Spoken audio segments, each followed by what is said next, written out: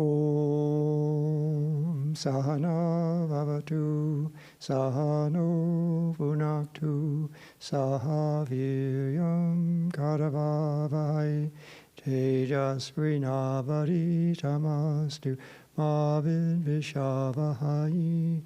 Om Shanti Shanti Shanti.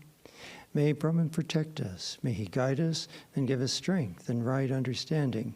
May love and harmony be with us all. Om, peace, peace, peace. And good evening. So this evening we will be finishing the Chandi in preparation for this Durga Puja season.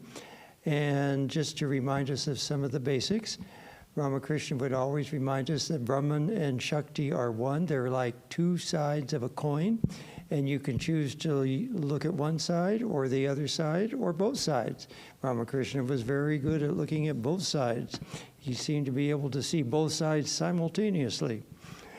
But in this Shakti tradition, the idea is that Shakti pervades all, and that Shakti is the source of power of all. In the last episode, you noticed that in order to be manifested, all of the devas and the gods took their powers and combined them to manifest the Devi, which is kind of the reverse process of what happened when she manifested them. According to this theory, she is the source of the power of all of these gods and goddesses. And it's by her power that Brahma, Vishnu, and Shiva and all the other gods manifest their physical forms. Remember that all of that is within Maya. All of those divine forms are actually within the realm of Maya. Only Brahman and Shakti are beyond the realm of Maya. And Shakti is the one in charge of Maya. And she manifests all of the deities in their various forms. So when she wasn't in a manifested form at the moment and they needed her help, so they combined all their powers back together again in order to manifest the great Devi. All right, we covered the last two stories where the first one covered the problem of the tamasic ego with the story of Madhu and Kaitaba, who didn't want the creation to get started, and the rajasic ego of the Mahisasura, the great demon, buffalo demon, which we will celebrate the slaying of at Sandhi Puja, which will be on Tuesday evening, the 30th, and you can join us here in the temple to chant Jai Shri Durga for that 48 minutes or online as you wish. Then this evening, obviously, if you're keeping track here, we've got one more to go. We have the sattvic ego. Now, in contrast, say, with the rajasic ego, we talked about the rajasic ego might be represented by someone like Genghis Khan, who was just a ruthless slayer and conqueror.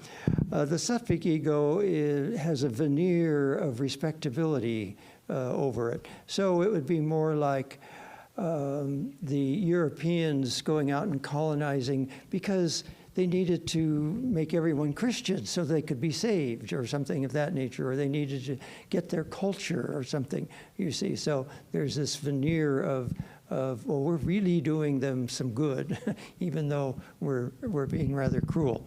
So that's kind of the sattvic ego. Or in modern day, you might think of the entrepreneur who ruthlessly drives all the competition into the ground and has a monopoly. And then in order to kind of appease his guilt, he founds a foundation and gives away charity. So that's kind of the idea here. This is the third story, and you might remember in the last one, too, that there were some times it had an almost comic feel to it, and that's because this is supposed to be the Divine Mother's play. And so to remind us that this is her play, some of the music has a rather comic feel. So we heard the first two of the famous hymns last night. Tonight we will hear the last two, and we're going to start with the third and probably the most popular, the Ya Devi hymn. There's actually 3 sections to that. It starts with several verses before the Ya Devi sections, and then there's several verses after it. And so in this rendition, you're going to hear those 3 sections. We chant that every 4th Saturday here in the temple. And so I used that chant tune as the basis for the music in this particular number. And the first one, first you'll hear the basses singing the melody, then you'll hear the tenors singing the melody, then you'll hear the altos, and then the sopranos singing the melody for those 4 verses. Then you'll hear an elaborate accompaniment, and then over that elaborate company, first the sopranos will sing the chant tune, and then the tenors will sing the chant tune. And interspersed through their chanting, you will hear the other parts singing all of the other sections of the Ya Devi. They will, the 2 solo parts will be, doing the chant tune will be repeating that she represents the embodiment of consciousness, which kind of is the basis of everything. And so, but then after that, one part will say she embodies peace, she embodies motherhood, she embodies this, that, and the other thing. So you hear all those attributes through the other parts. That it's kind of reminiscent of what Bach did with his cantatas. He would take a hymn tune that people were familiar with, and then write an elaborate accompaniment, and then intersperse little pieces of the hymn tune into the composition. So I based it on that kind of model. Now, she hears them singing the hymn, and because she promised them that she would come when she heard them singing hymns, she comes to their aid. And she finds out that 2 demons named Shumba and Nishumba have, again, taken over everything. They've lost all their powers, and so they need her help.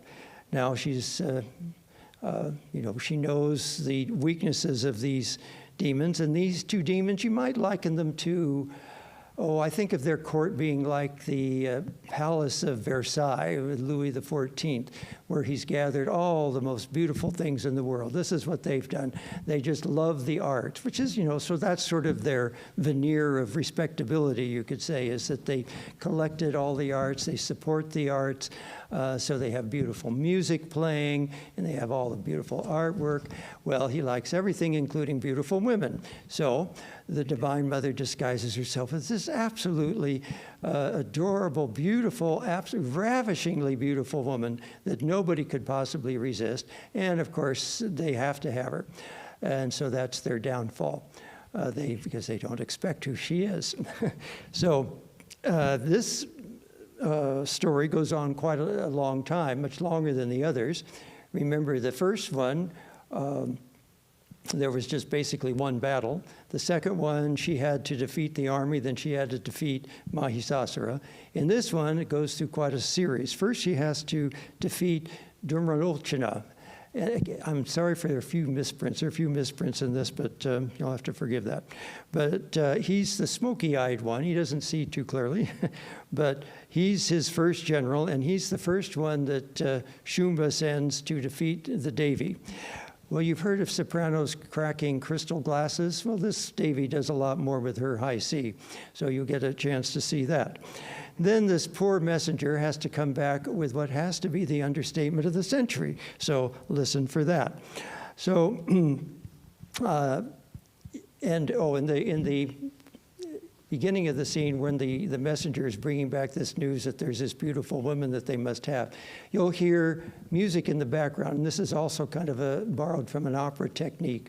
If you've ever heard Mozart's Don Giovanni or Rigoletto by Verdi, there are incidences where there's actually supposed to be instrumental music. There's some sort of an instrumental group playing for maybe a banquet or a dance or just for entertainment. And so, and then the opera singers just happen to sing melodies that go along with that accompaniment. That technique is used in the beginning when the messenger is delivering this information. All right, so these two demons, Shumba and Nishumba, they represent the me and mine aspects. In other words, it's the ego that I'm important, and I'm important, so I want everything, and everything should be mine. And so those are the two brothers, Shumba and Nishumba. That's what they represent. So that's what the Devi is battling. And of course, we all have some of that within us. And so when those aspects of ourselves start to raise their head, that's what we need to do. We need to pray to the Divine Mother to rid us of those evil tendencies. Then she has to defeat Raktabija. Raktabija has gotten a boon, and every time a drop of his blood is spilled on the earth, another demon of equal strength and might rises up from the earth. And so this is an absolutely terrifying scene. And so they call on Mother Kali to solve this problem. So I hope you enjoy that. It's quite a dramatic moment. And then finally it comes down to Shumba and Nishumba, and it's finally then just Shumba is left, and she has to defeat him. And again, it's just her play, and she just has a lot of fun with it. And I just had to have fun with that. And I just thought it was so ridiculous that just like Hollywood films, you know, if you've watched any of these superhero films or the Star Wars kind of things, the space odysseys and things like that, they've got all these sophisticated high-tech weapons and special abilities and skills, and it usually comes down to a fist fight at the end. Doesn't matter how many sophisticated weapons they've used. Those, they just didn't work. And so then they end up fighting it out. And so at the end of this, she's destroyed all his weapons, and Shumba says, "But I still have my fists." It's just like, I can't believe this. Anyway, so then after all the battles are done, we get the final hymn, which is the one that has all the salutations to Narayani in it. And I kind of split that up into a couple of parts so that we could end with a final chorus rather than a solo. So I put her promise in kind of sandwiched in between parts of that final hymn. All right, so we'll turn the lights down.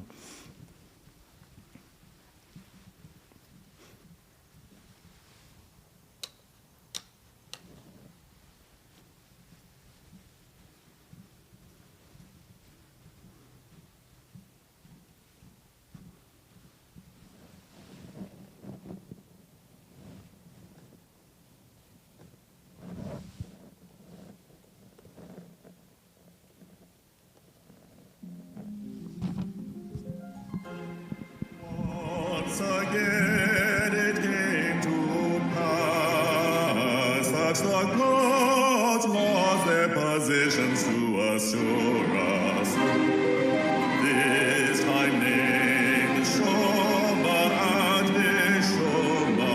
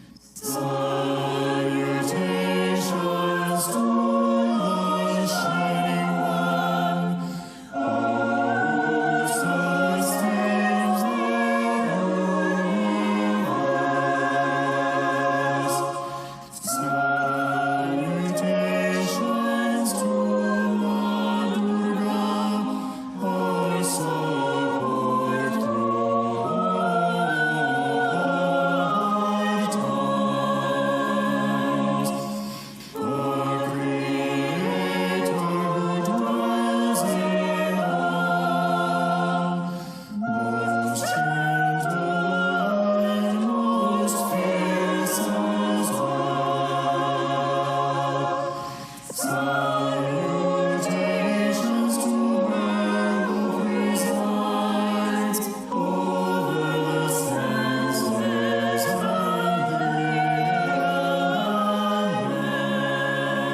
elements. Would David hear our prayers, and once again rule our stars.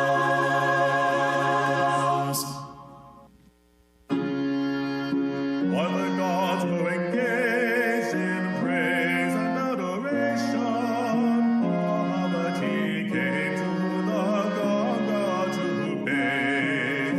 Whom are you praising, may I ask? With these hymns that you sing, Then from her body emerged the auspicious form of a big god. the devas are appealing to me because Shuma and Shuma have defeated them in battle.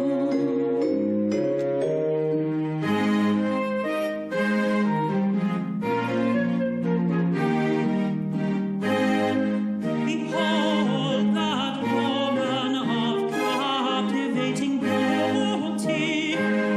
Our King Shamba should possess her. Yes, we should inform him of her rare beauty. O great King and unknown woman of surpassing beauty, she dwells in the mountain.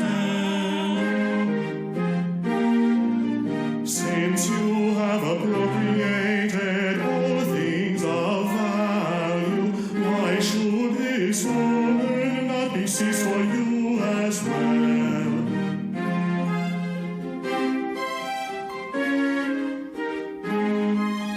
You serve me well. I will so agreeable to this woman to entice her, to entice her, to entice her, to entice her with sweet words that she will quickly come to me. Oh, Devi, my dear, you should know that Shumba, the king of all asuras, is sovereign supreme, and I am Sugriva, his messenger, most loyal. I'm here to tell you he always gets the best of every genre.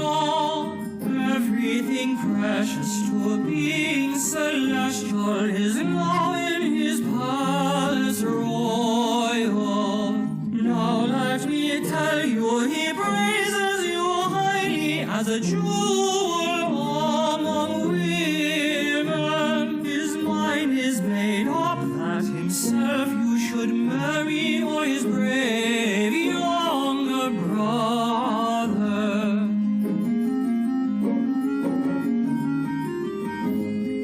This is the state that your dazzling beauty has put him in. For dominion supreme, please answer him yes, as he will not take any other. You speak the truth, but long ago, I tell you now, I took a vow. Only the one who wins battle with me will I take for my spouse. Therefore let Shubha come now. When I am gone, I will go to his house. For long ago I took this vow, the conquering one will become my spouse. Devi, you are arrogant, these two are supreme. No one can defeat them, not to mention little thee. Go to them with sweetness and just drop this haughty air. Otherwise they'll beat you and they'll drag you by your hair. So must it be, for Shubha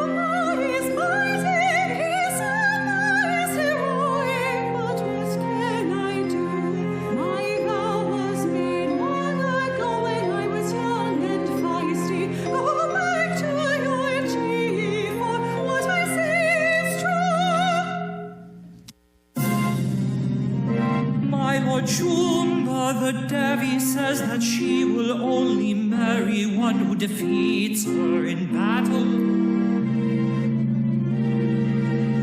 This is outrageous.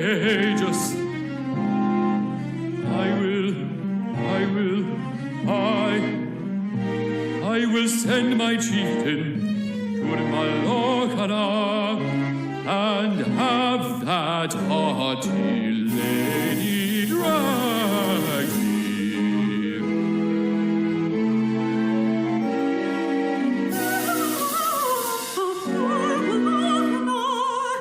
I see that you've been sent here by Lord Chumba.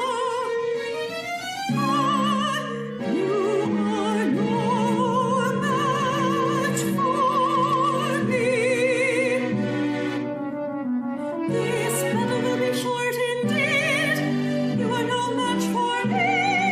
Your army will lose to my lion alone, and I'll turn you into ashes with a single piercing tone. Your army will lose to my lion alone, and I'll turn you into ashes with a single piercing tone.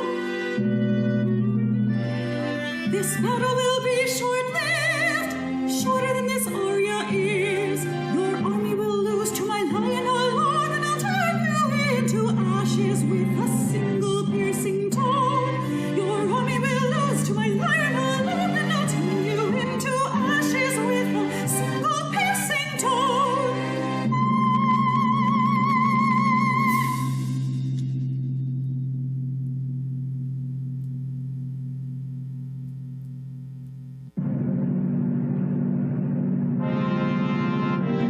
My lord, this is no ordinary woman. She easily defeated Dumalokana and his entire army.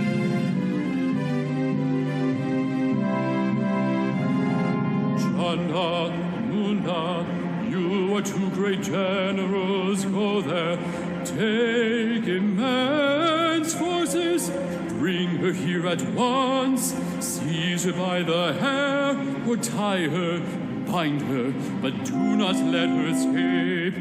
If you cannot do this, then let all the Asur with all their weapons strike her down in battle. Chanda and Munda headed up an army, elephants, chariots, cavalry, and infantry, all went forth at Shumba's command. He was the fairest lady in the land. But Mika cried out angrily against those awesome foes. From her scowling, angry brow, Kalima arose. She fought with a demon army and brought them to their knees. Seeing his big army lying dead upon the field, Chanda rushed and calling, armed with weapon, sword, and shield. Arrows and discuses descended on Macaulay, but she with the low and swallowed the whole volley. Calling with her sword in hand, cut the warrior's head. Muna then attacked her, but was likewise cut to shreds. All up here and in confusion, they fled running here and yon. Fearful and confused, they started running here and yon.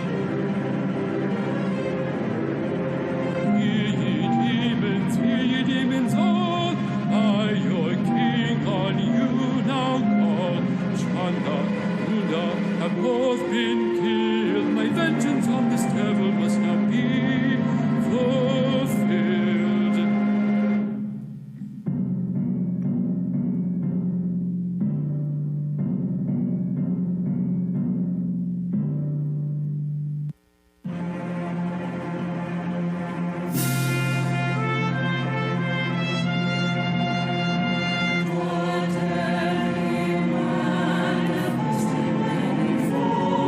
Force,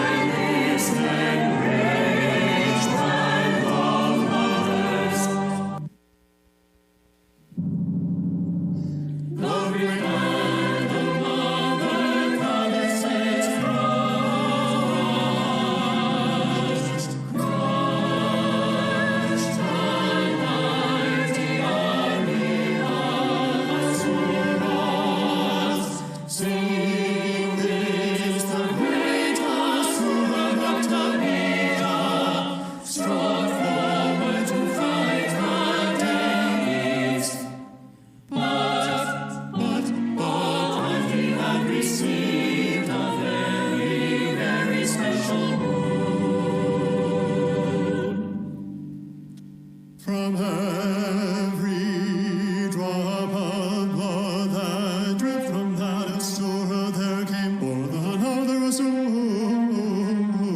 of equal strength and might.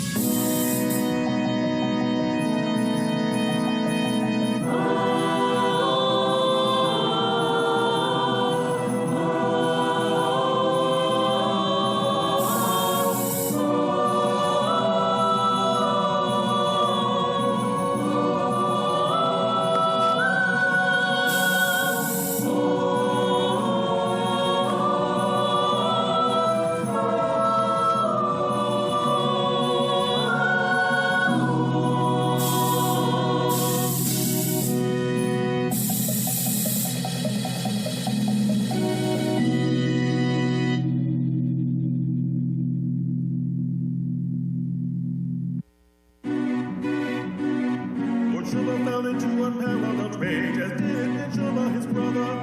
A battle with Devi they both would engage, they each of one way or the other.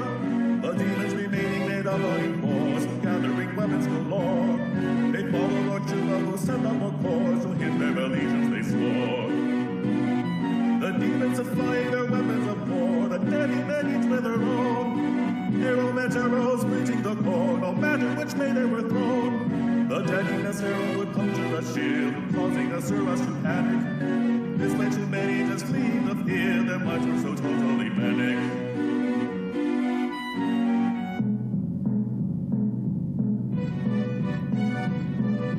A lance of the Shubha was crushed by her fist, his club was destroyed by her trident.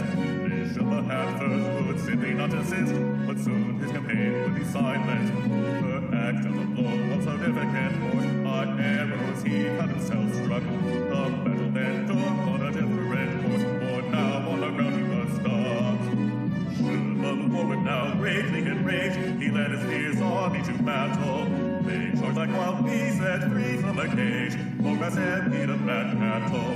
But soon they would all find his strength had been sapped by all sorts of deafening noise. For into her arsenal Devi now tapped a host of effective war toys. She blew on her call. She vibrated her bowstring. She rang her bell. Her lion roared. Calling out in the earth made a deafening noise. See the duty laughed a menacing laugh. Then he released a loud thunderclap. The Shubha revived and shot arrows galore, followed by 10,000 sisters. But glorious Durga was ready for more. She crushed them according to witnesses. Chandi piercing flew through the heart with a swiftly hurled spear. A demon sprang forth from the hole in the heart, but she cut off his head wicked fear. The lion of Chandi and her many forms gave the demons on left and on right. Together they took the Asuras by storm, but Shubha revived to fight. You have slaughtered my dear brother. Now you will see my full rage. See how unfairly you do battle, assuming many forms. I withdraw with many forms, as in lawless and beacon, to fight you, O Shubha. See how I deflect your wondrous weapons, now that you are a single Devi. I am the king of earth and heavens. You are no match for me, O lady. I should obtain all things of beauty. You killed my brother with tactics shady. Yield to me now, it is your duty. You are no match for me, O lady.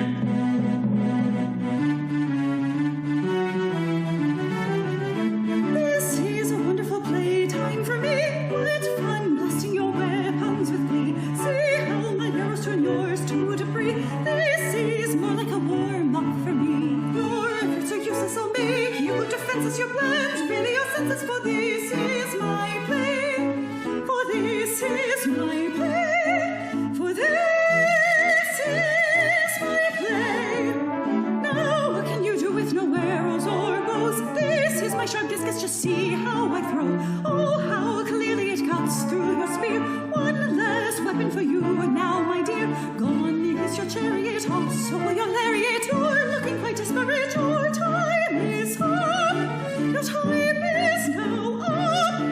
Your time is now up. But I still have my fists. Take this blow to your heart. I will show you how I promise to be delivered. With my bow I send you to the ground. But I rise again to battle. You're in mid-air.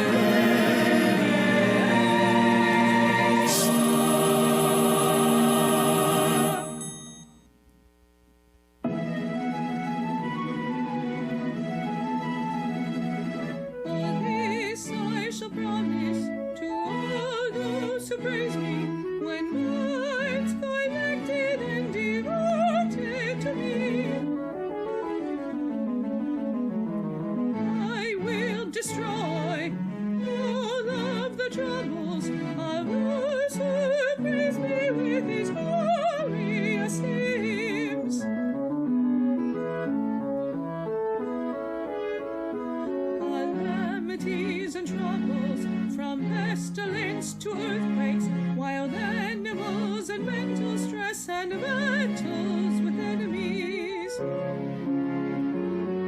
I will recite my glories with concentrated mind. Well-being will come, all misfortunes will be banished.